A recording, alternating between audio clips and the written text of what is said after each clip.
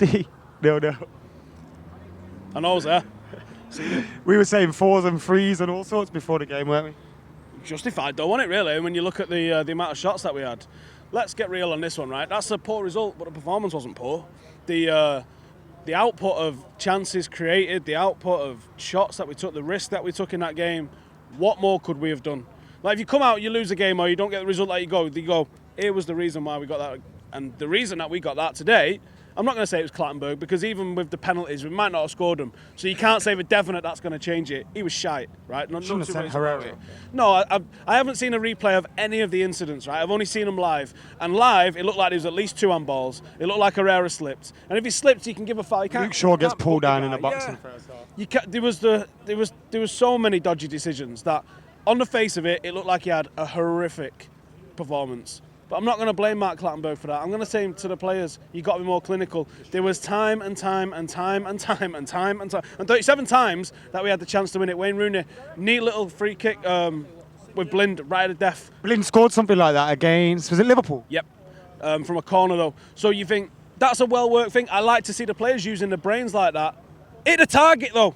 Hit the target. It's not hard, is it? Hit the target. You had acres of space. This is one of the simplest techniques. There was so many opportunities.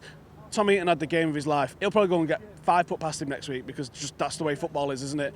You can't come out of here and say, I'm disappointed. It's different to the nil-nils. We saw a lot of nil-nils here last year. We saw a lot of half-time nil-nils. Yeah, I had people coming out. Different. It's completely 2 guys different. came out behind me and they were like, at least it weren't boring. And you're like, well, that's the point. Yeah, you can't come out here and go, I'm happy with that because we didn't win.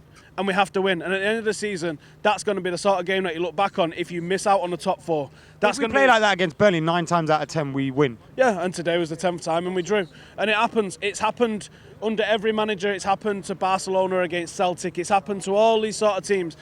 Burnley came for a 0-0 win and they got their 0-0 win. They was happy with that. I thought the substitution was bizarre.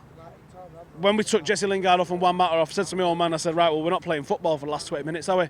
We're just going to try and pump it up. We're going to try and root one it. And we didn't really even do that. We just wasn't enough numbers in the box after we did that. But we still had the opportunities to win this game. So you can't come out of here and go mad. I've seen people saying all sorts of rubbish. It's been a bit of an overreaction today. I don't know what's in the water. It's always an overreaction because people want to give an overreaction. And people want people to be kicking off. And how can you kick off at that? Because you put that performance in against virtually every other single team. We defended well. The midfield was decent. The link-up play from Juan Mata, can I just comment on that actually a second? I love Juan Mata. So you can comment on him all day if you want. Juan Mata in the number 10 role there makes things happen. He draws things in. See your tweet. The word was mint. Mint, mate, mint. And Wayne Rooney proved when he came on that he is not Juan Mata. So Wayne, not Juan Mata, Rooney.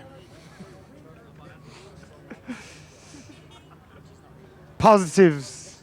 Pogba created a bucket load of chances. This is what I mean. Everyone's saying, oh, Pogba's 89 pence, 89 mil, not worth this, that. He should have had 4 or 5 assists today. Minimum. That's why assist stats are skewed, in my opinion. Kind of. Assists don't ever translate. Like, if you see a striker and you go, he's a 25-goal-a-season striker, you can see that maintained over several years. Assist stats go up and down because it depends on what the guy on the other end of him is doing. And at the moment, you got to say to Zlatan, you're not being clinical enough. We signed a guy that's drop him or clinical. Not? No, I wouldn't drop him. Is Zlatan suffering from what Manchester United are? Can I say as well, I wouldn't drop him. And everyone's going, play Rashford and Marshall. Rashford is not a complete striker yet. There's some brilliance to his games. The way he takes people on and commits people out wide and the way he brings himself into the box. Very similar to what Martial did last year. There's less pressure on you as a left-sided forward, the way he's played. He's not a winger, he's a left-sided forward. His crossing's really good. His crossing's actually surprising me every single week.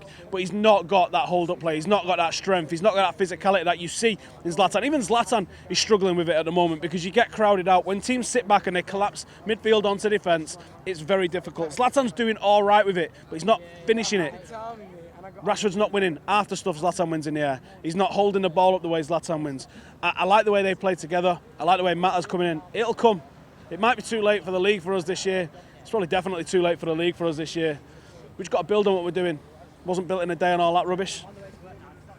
Cheers, Steve.